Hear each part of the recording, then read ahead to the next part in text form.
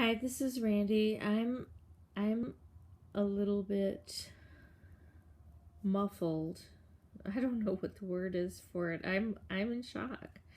I'm in shock and I've fucking screwed up again. I've done something that was too trusting because that's just my nature.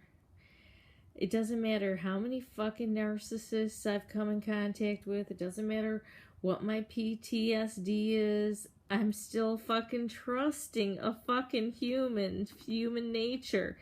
I still fucking trust my own instincts, and they're not right. And I am not even blaming myself right now.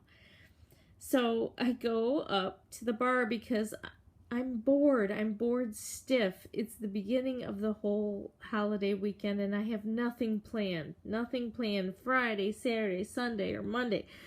I'm like looking to try to get on a plane or go on a trip. I was looking at rental cars. I was looking at like hotel prices and like I was just trying to figure out what the hell am I going to do for these 4 days. And I didn't find anything, and I thought, well, god damn it, I am going up to the bar.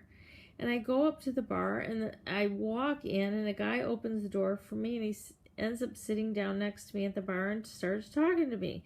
And he's, like, hyperactive and kind of fun, and he's married, and he says, you know, whatever. I don't even need to go into the details. I'm not attracted to him. He's, like, 5'2". He's super short and bald.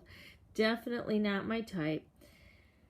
But he buys me drinks and I accept the drinks. And then I start having fun and I'm talking to his friend and his friend's girlfriend. And then we go to another bar and he's like, will you be the designated driver?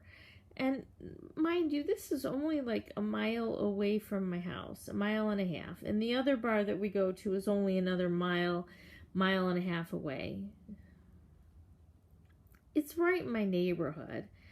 He's like, will you be my designated driver? I've gotten a drunk driving ticket. Will you drive my truck? And then whenever you want to go home, just bring me back here. And my son's going to pick me up from here and you can get your car.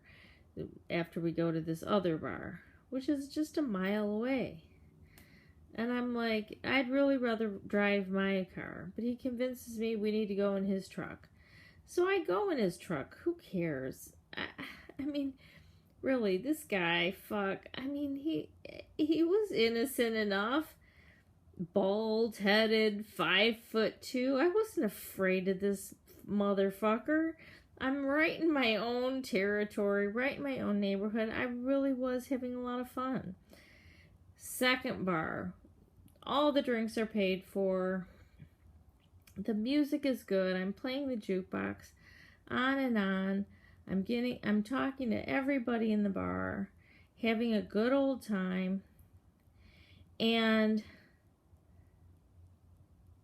including the couple that we were with. And then I go and I play a couple more songs on the jukebox because I had been playing songs and these other couple guys had been playing songs, and we were kind of like, you know, competing. Oh, did you play this? Did you play this? Oh, that was really good. And I was really into the music and stuff. And then I look and, you know, the couple that came, you know, was kind of with us. And then the guy that I came with in this big ass, you know, big truck. Because the guy does, you know, he's short. So he's got to have a big ass, huge truck like all the stupid motherfuckers in this town. They're gone. But the guy's glasses are there and his like snuff is there and he's got like a full beer, and the other couple's gone and I don't see him, and I go outside and the bartender comes outside with me. She's like, she was worried about me. She must have known him obviously better than me. She says, well, his truck is right there, but I don't know, you know, so his truck is there. And I'm like, well, that's not where we parked it when we got here. And she's like, well, that's his truck. And I'm like, okay. And I came back inside and I'm like wondering, I don't understand. Like, I want to go now, but now I can't find these people. And there was only like 5 other people in the bar. They disappeared.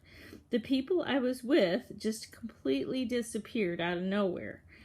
And so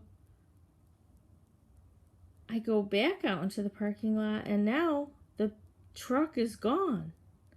It's not only not parked in the same spot, but this black truck that we came in is also gone like 2 minutes later. I'm like, oh my God, I'm like part of a conspiracy. I've been left, and I was supposed to be the designated driver. That's why I was brought here to begin with. I wasn't mean to anybody. Why would somebody leave me at a bar? I mean, I'm too old for this. This is rude. This makes no sense. You don't leave somebody at the bar that volunteered to be your designated driver and that you forced to come in your car when she wanted to take her own car. And everything had been going absolutely fine and peachy the entire time, all the way till the end, when everybody just disappeared on me. And the bartender girls, like, they were right on it. Like, they knew it. They knew what happened before I did. They were like, he's gone. And I wrote a note on the napkin. I just wrote a note and I said, I walked home. Thanks, asshole. And I put it by his sunglasses and his snuff and his beer. And I was about to start to walk home, and the bartender girls, who I had also been having fun with, stopped me and said, did they leave? And I'm like, yeah. And they're like, we'll drive you home or to your car. And I'm like, thank you. And they drove, and one of the bartender girls drove me home. She like almost predicted it. Like they knew before I did what had happened. I guess that's like how dumb I am, like how trusting I am. It's, to me, that is not really, that's just like common courtesy. There was no relationships, there was nothing. It was like, just common courtesy of people that you hung out with the whole night, like from 8:30 or 9 o'clock at night until 1 o'clock in the morning. Common courtesy. You just leave somebody. You leave somebody there without their car. When I tried to take my car, and I was kind of like influenced. No, come in my truck. And I'm like, I don't care about your truck. I'm not impressed by your truck. Obviously I wasn't impressed by the guy. It was like just friends. It was just like hanging out. He's my neighbor. He actually lives like found out he lives like 4 or 5 blocks away. He's got a wife and 5 kids that go to the high school that my son goes to. I can't even trust that. I can't trust like just that.